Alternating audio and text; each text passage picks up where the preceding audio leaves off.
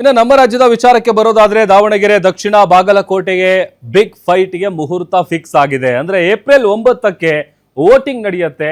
ಮೇ 4ಕ್ಕೆ ಉಪಚುನಾವಣೆಯ ಫಲಿತಾಂಶ ಪ್ರಕಟ ಆಗತ್ತೆ.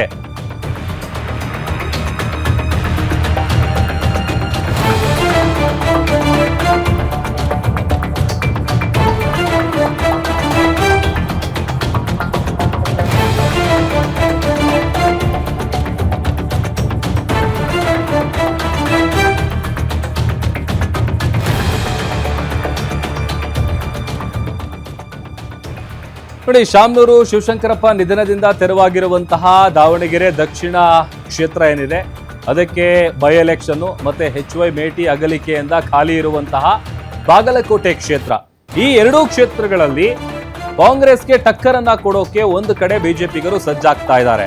ದಾವಣಗೆರೆ ದಕ್ಷಿಣದಲ್ಲಿ ಸದ್ಯ ಟಿಕೆಟ್ಗಾಗಿ ಕಾಂಗ್ರೆಸ್ ಭಾರಿ ಫೈಟ್ ಇದೆ. ಟಿಕೆಟ್ ವಿಚಾರಕ್ಕೆ ಸಂಬಂಧಪಟ್ಟಂತೆ ಸಚಿವ SS ಮಲ್ಲಿಕಾರ್ಜುನ್ ಪುತ್ರ ಸಮರ್ಥ ಹೆಸರು ಮುಂಚೂಣಿಯಲ್ಲಿದೆ. ಆದ್ರೆ ಮುಸ್ಲಿಮರಿಗೆ ಟಿಕೆಟ್ ಕೊಡುವಂತೆ ಕೆಲ ಕಾಂಗ್ರೆಸ್ ನಾಯಕರು ಒತ್ತಡ ಹೇರ್ತಾ ಇದ್ದಾರೆ. ಹಾಗಾಗಿ ಟಿಕೆಟ್ನ ವಿಚಾರಕ್ಕೆ ಸಂಬಂಧಪಟ್ಟಂತ ಫೈಟ್ ದೊಡ್ಡ ಮಟ್ಟದಲ್ಲಿ ಕಾಂಗ್ರೆಸ್ನಲ್ಲಿ ನಡೀತಾ ಇದೆ.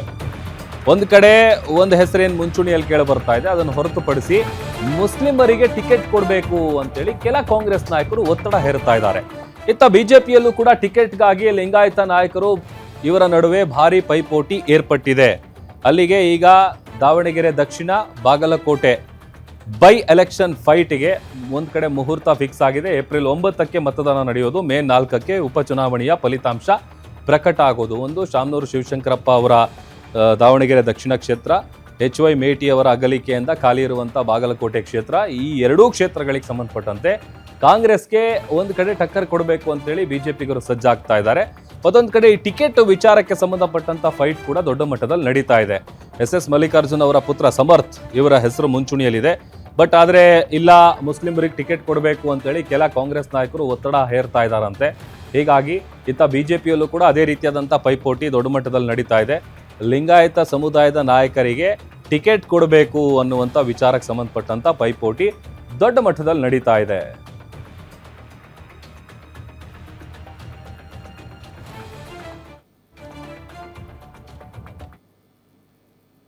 There will be 8 by-elections also. That is Goa, Gujarat, Karnataka, Maharashtra, Nagaland and Tripura. The name of the constituencies are mentioned here and the reasons which will be circulated to you.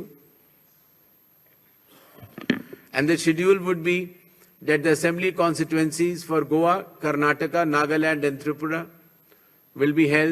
The polling will be held on 9th of April, and for the assembly constituencies of Gujarat and Maharashtra on 23rd.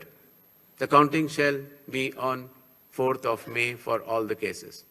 There will be 8 by-elections also. That is Goa, Gujarat, Karnataka, Maharashtra, Nagaland and Tripura. The name of the constituencies are mentioned here and the reasons which will be circulated to you. And the schedule would be that the assembly constituencies for Goa, Karnataka, Nagaland and Tripura will be held. The polling will be held on 9th of April, and for the assembly constituencies of Gujarat and Maharashtra on 23rd. The counting shall be on 4th of May for all the cases.